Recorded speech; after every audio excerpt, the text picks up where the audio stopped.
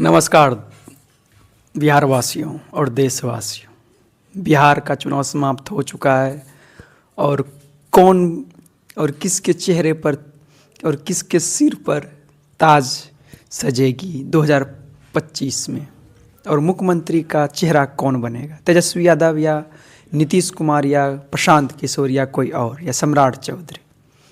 चलिए, अब कल आने वाली है, परिणाम आने वाली है, उसके एक दिन पहले हम एग्जिट पोल का जो नतीजा है और बाकी चैनलों ने जो दिखा रहा है उस पर विश्लेषण करने वाले हैं और किस और कौन इस बार बिहार का मुख्यमंत्री बनेगा। बिहार का जनादेश 2025 का सबसे बड़ा सियासी सवाल, 243 सीटों पर मतदान खत्म हो चुका है और अब समय है एग्जिट पोल का गणित समझने का। पटना की कुर्सी किसे मिलेगी? क्या नीतीश कुमार एनडीए 20 साल की एंटी इनकम्बेंसी को मात देकर सत्ता में वापसी करेंगे, या क्या तेजस्वी यादव महागठबंधन का युवा नेतृत्व इस बार परिवर्तन लाने में सफल होगा? बहुमत का जादुई आंकड़ा 122 है और हमारे पास 9 प्रमुख एजेंसियों के एग्जिट पोल के नतीजे हैं जो एक विस्फोटक निष्कर्ष की ओर इशारा कर रहे हैं। आइए देखते हैं 2025 के एग्जिट पोल का महासंग्राम। बिहार का यह चुनाव कई मायनों में ऐतिहासिक रहा। मतदान 2 चरणों में 6 नवंबर और 11 नवंबर को संपन्न हुआ और वोटों की गिनती 14 नवंबर को होगी। यह चुनावी लड़ाई 2 मजबूत गठबंधनों के बीच केंद्रित रही, एनडीए जिसको राष्ट्रीय जनतांत्रिक गठबंधन कहते हैं और दूसरा महागठबंधन। एनडीए का नेतृत्व मुख्यमंत्री नीतीश कुमार कर रहे हैं, जिनकी पार्टी जदयू, बीजेपी और चिराग पासवान की एलजेपी, रामविलास जैसे घटक दल शामिल है, और भी इसमें हम है जीतन राम मांझी की और फिर उपेंद्र कुशवाहा की है भी। लगभग 2 दशकों से सत्ता में रहने के कारण एनडीए को तीव्र सत्ता विरोधी लहर, इसके एंटी इनकम्बेंसी का सामना करना पड़ रहा है। महागठबंधन या आरजेडी के युवा तेजस्वी यादव के नेतृत्व में लड़ रहा है, जिसमें कांग्रेस और वाम दल सीपीआई एमएल जैसे सहयोगी शामिल और वीआईपी और आईआईपी, इसकी प्रमुख आईपी गुप्ता है। तेजस्वी यादव ने यह चुनाव मुख्य रूप से रोजगार और सामाजिक न्याय के मुद्दों पर केंद्रित किया। इस चुनाव का सबसे महत्वपूर्ण संदर्भ एनडीए की संगठनात्मक एकजुटता रही। 2020 के चुनाव में एनडीए गठबंधन को चिराग पासवान और उपेंद्र कुशवाहा के अलग लड़ने के कारण सीट और वोट शेयर दोनों में बड़ा नुकसान हुआ था, खासकर जदयू को, जिसकी सीटें 2015 से 71 से घटकर 43 रह गई। और 2025 में एनडीए ने इन सभी गुटों को एकजुट कर एक बड़ी रणनीतिक सफलता हासिल की है। विश्लेषकों का मानना है कि यह एकजुटता एनडीए की सबसे बड़ी ताकत और संभावित जीत का आधार बनी है। चूँकि बिहार के एग्जिट पोल का इतिहास कुछ अपोजिट रहा है। उदाहरण के लिए 2020 में अधिकांश एग्जिट पोल ने महागठबंधन को मामूली बढ़त दी थी, जबकि अंतिम नतीजे एनडीए के पक्ष में गए। इसलिए इन रुझानों को सावधानी के साथ देखना आवश्यक है। एग्जिट पोल केवल रुझान दर्शाते हैं, अंतिम निर्णय 14 नवंबर को स्ट्रांग रूम से ही निकलेगा, जो कि कल का समय है। और एग्जिट पोल का महागणित, the great exit poll math seat prediction को देखते हैं। पोल ऑफ पोल्स, निर्णायक बहुमत की सर्वसम्मति। 9 प्रमुख एग्जिट पोल एजेंसियों के विश्लेषण से एक मजबूत निष्कर्ष सामने आ गया है। पोल ऑफ पोल्स स्पष्ट रूप से संकेत दे रहा है एनडीए निर्णायक बढ़त के साथ सत्ता में वापसी कर रहा है। अधिकांश सर्वेक्षणों ने एनडीए को बहुमत के आंकड़े 122 से काफ़ी ऊपर 130 से 172 सीटों के बीच रखा है। उदाहरण के लिए मैट्रिज एनडीए को 147 167 सीटों का एक विशाल रेंज दिया है, जबकि महागठबंधन को 70 से 90 सीटों पर ही सीमित कर दिया है। इसी तरह टुडेज चाणक्य ने 148 से 172 सीटों पर के साथ एनडीए की विशाल जीत का अनुमान लगाया है। और पीपल्स पल्स ने भी एनडीए को 133 से 159 सीटों और महागठबंधन को 75 से 101 सीटें दी है। यह स्पष्ट बढ़त इंगित करती है कि सत्ता विरोधी लहर या तो कमज़ोर थी या एनडीए की संगठनात्मक रणनीति ने उसे प्रभावी ढंग से काट दिया। नीचे 2025 एग्जिट पोल के प्रमुख एजेंसियों का सीट हम दिखा रहे हैं आपको स्क्रीन पर। एक्सिस माई इंडिया ने एनडीए को 121 से 141 सीट दी है और महागठबंधन को 98 से लेकर 118 सीट दी है। और जन स्वराज की तो खाता कोई नहीं खोल रहे हैं कोई एग्जिट पोल। एक्सिस माई इंडिया ने इस व्यापक रुझान के बीच सब पोल का एग्जिट पोल सबसे बड़ा सस्पेंस बनाए रखता है। यह पोल एनडीए को बहुमत 121 से लेकर 141 तो देता है, लेकिन महागठबंधन को 98 से 118 सीटें देकर जीत के मार्जिन को बहुत कम कर देता है। यह भविष्यवाणी एक कांटे की टक्कर का संकेत देती है, जहां अंतिम 10 से 20 सीटें ही सत्ता का फैसला करेंगी। यदि अंश सभी एग्जिट पोल व्यापक बहुमत दिखा रहे हैं, एक्सिस माई इंडिया नज़दीकी मुकाबला दिखा रहा है। एक और महत्वपूर्ण विवरण एक्सिस माई इंडिया के विश्लेषण के सामने आता है। आरजेडी को सबसे बड़ी एकल पार्टी, सिंगल लार्जेस्ट पार्टी के रूप में प्रोजेक्ट किया गया है। यह दर्शाता है कि तेजस्वी यादव का व्यक्तिगत अपील और आरजेडी का एमवाई आधार मजबूत बना। भले ही एनडीए गठबंधन सरकार बना ले, आरजेडी के सबसे बड़े पार्टी बनने का मतलब है महागठबंधन को खराब प्रदर्शन की धारणा से नैतिक लाभ मिलेगा और वह विपक्ष में रहते हुए भी अपनी शक्ति को मजबूत बनाए रखेगा।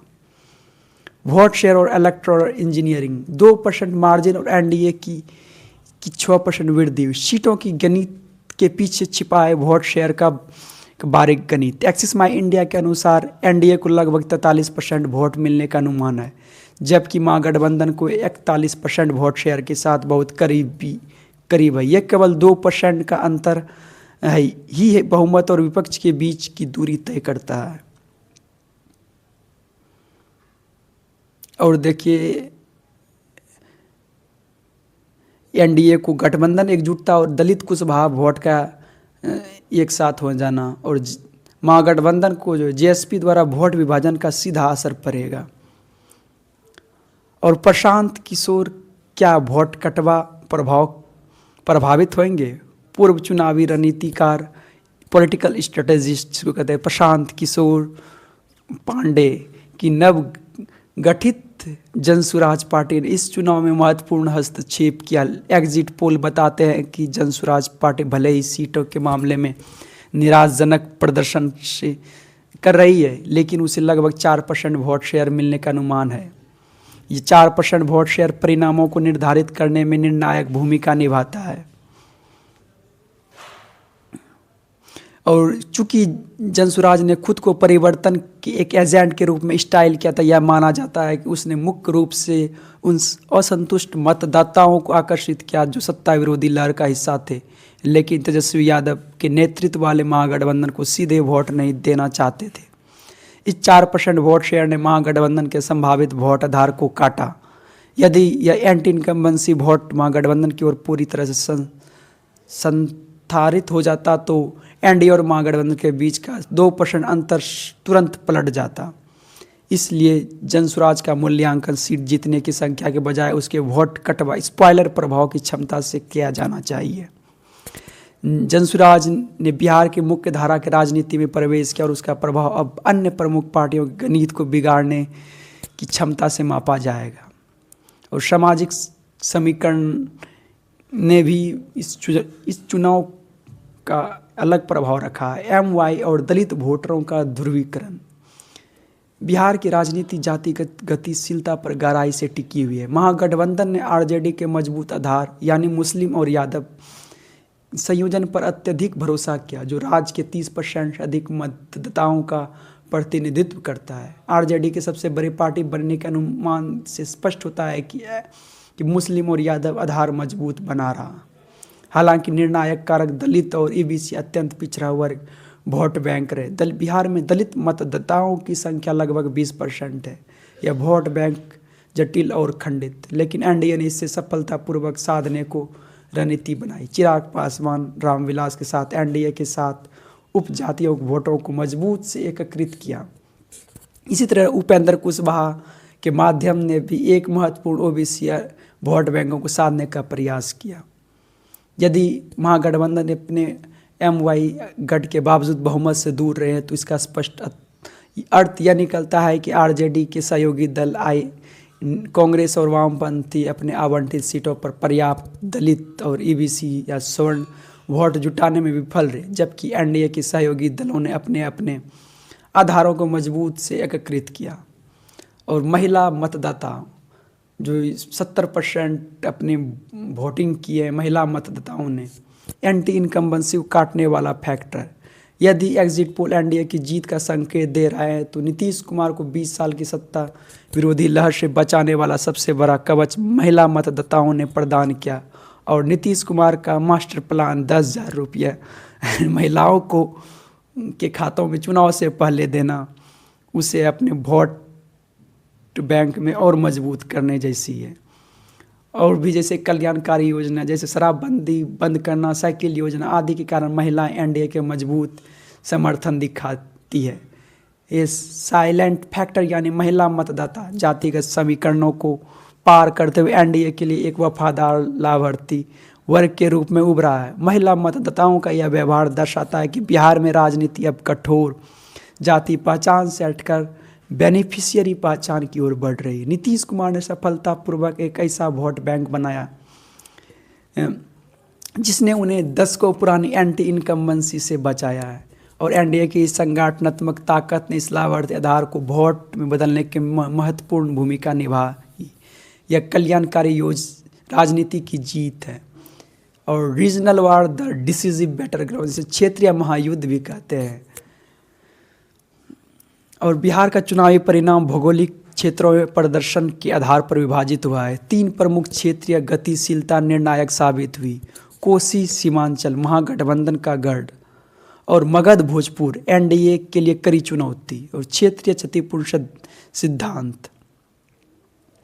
और देखिए कोसी सीमांचल जो है इस क्षेत्र महागठबंधन के लिए अत्यंत महत्वपूर्ण था। इस क्षेत्र में मुस्लिम आबादी का घनत्व किशनगंज कटिहार सबसे अधिक है। और भी यहाँ पर AIMIM हल्का महागठबंधन का गणित बिगाड़ सकती है मुस्लिम का वोट काट कर। और AIMIM महागठबंधन में जुड़ना चाहती थी, मगर तेजस्वी यादव ने साफ मना कर दिया कि हम तो हैदराबाद नहीं जाते हैं लड़ने के लिए, आप क्यों आ रहे हैं बिहार। और फिर मगध भोजपुर NDA के लिए कड़ी चुनौती है। मध्य बिहार का मगध और भोजपुर क्षेत्र औरंगाबाद NDA के लिए सबसे कठिन रणभूमि थी। यह क्षेत्र तीव्र सत्ता विरोधी लहर और गठबंधन के भीतर आंतरिक कलह का केंद्र था, जिसने NDA को यहाँ ऊंची चढ़ाई का सामना करना पड़ा। और समग्र विशेषण या क्षेत्रीय क्षतिपूर्ति सिद्धांत की ओर इशारा करता है। यदि NDA की जीत निर्णायक 140+ सीट हो तो इसका कारण यह होगा कि मगध भोजपुर में एंटी इनकम्बेंसी के कारण हुए नुकसान को NDA ने उत्तर बिहार, मिथिलांचल और अंग क्षेत्रों में सफलतापूर्वक संतुलित कर लिया है। इन उत्तरी क्षेत्रों में महिला मतदाताओं और चिराग पासवान, उपेंद्र कुशवाहा के नेतृत्व में दलित कुशवाहा वोट बैंक के सफल एकजुटता ने NDA को वह बढ़त दी जो उसने मध्य बिहार में खोई हो सकती थी।